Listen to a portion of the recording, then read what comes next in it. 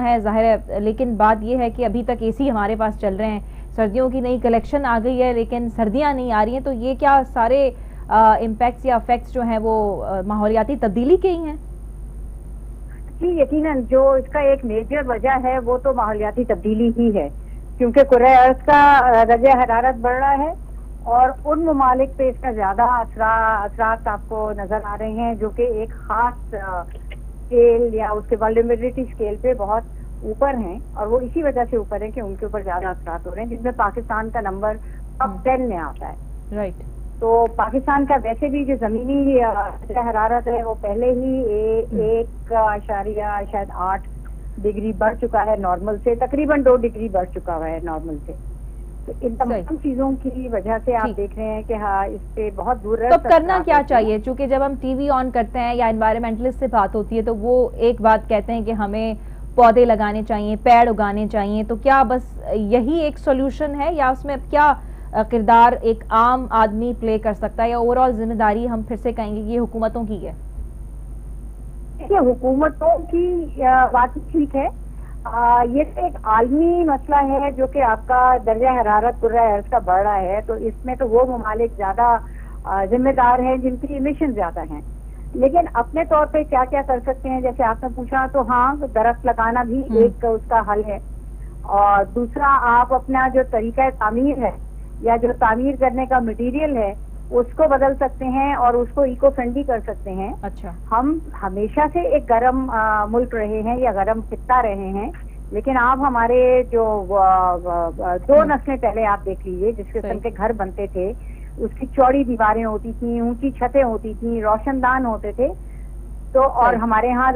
2 بڑے بڑے جو ڈیزرٹ ہیں، آپ کا پورا ساؤتھ پنجاب، آپ کا تھر پارکر، وہاں کے گھروں کے اندر اس طرح کی گرمی نہیں ہوتی جو ہم شہروں کے اندر رہتے ہیں ان کے گھروں میں ہوتی ہے، کیونکہ ہم سموک کو کیسے ٹیکل کیا جائے؟ تمام چیزیں استعمال کرتے ہیں جو گرمائش اپنے اندر جذب کرتے ہیں اور بہت آہستگی سے گرمائش کو چھوڑتے ہیں، تو سارا دن آپ کا گھر گرم رہتا ہے،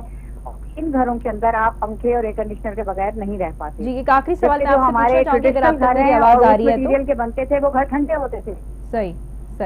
میں آخری سوال پوچھنا چاہوں گی کہ ابھی جو سموک پورا ملک اور خاص کر کے پنجاب فیس کر رہا ہے، سندھ کے بھی کچھ علاقوں میں سموک کی شدت بہت زیادہ ہے اور کافی ایسے ممالک ہیں جہاں پہ سموک تھا لیکن انہوں نے قابو پا لیا، تو کیا یہ واقعی میں اپنے ہاتھ میں ہے کہ ہم سموک کو بھی فیس کر سکتے ہیں یا کچھ اگر ایسے اقدامات لیں جس سے یہ ختم ہو سکے؟ نہیں دیکھیے یہ ڈیفینیٹلی ختم ہو سکتی ہے، کیونکہ اس کے عوامل جو ہیں یہ قدرت کی طرف سے نہیں ہیں، جو لوگ اس کو کلائمیٹ چینج سے جوڑتے ہیں وہ یہ بات غلط کر رہے ہیں، اس کے سارے عوامل جو ہیں وہ ماحولیاتی ابتری سے ہیں۔ ہم اپنے فضا کو آلودہ کر رہے ہیں گاڑیوں کے دھوئیں سے، انڈسٹریز کے دھوئیں سے، آپ کے جتنے اینٹوں کے بھٹے جب تھوڑے تھوڑے فاصلے پہ لگے ہوئے ہیں اس میں نئے ایک طریقہ جو ہے جن جن جگہوں پہ وہ اپنایا نہیں گیا ہے جس کو زگزیگ ٹیکنالوجی کہتے ہیں، وہاں پہ وہ اس کا فضا میں اخراج دھوئیں کا زیادہ ہوتا ہے،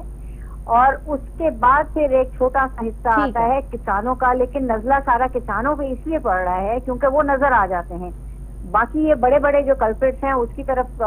زیادہ ہمیں ایکشن لینے کی ضرورت ہے، کیونکہ جو ظاہر کا حصہ زیادہ ہے مسئلے میں اس کو پہلے ایڈریس کرنا چاہیے نا، چھوٹے مسئلے تو حل ہو سکتے ہیں، جو بڑا مسئلہ وہ ہماری جو ترجیحات ہیں اس کا آرڈر بالکل جو ہے نا وہ اپ سائڈ ڈاؤن ہے۔ ٹھیک ہے، یعنی سموک ویسا کنٹرول کرے سکو۔ Thank you very much madam Afia, آپ نے ٹائم دیا، thank you very much Mohsin صاحب، امداد صاحب، ڈاکٹر ماجد اساسا پروگرام میں گڈ ہویا آج اسی ماحولیاتی تبدیلی سے گال کہیں سے آئے انہیں خاگا میں سیاست میں جیکو کچھ تھی رہا ہے سوریو کے پروگرام میں ایترو ہی ودھیک تواں سان ملاقات تھیندی، سبانے پینو فیڈ بیک ڈنڈا وساریندا، اللہ حافظ۔